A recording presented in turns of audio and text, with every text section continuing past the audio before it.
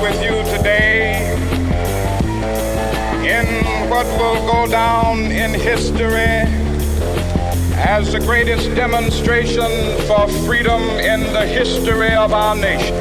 50 years ago, a great American in whose symbolic shadow we stand today signed the Emancipation Proclamation. This momentous decree came as a great beacon light of hope to millions of Negro slaves who had been seared in the flames of withering injustice.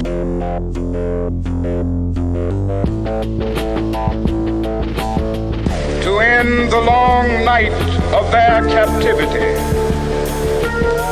But 100 years later,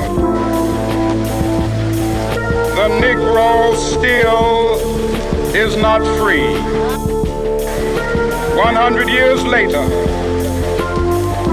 the life of the Negro is still sadly crippled by the manacles of segregation and the chains of discrimination.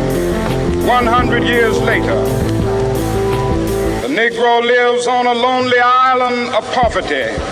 I have a dream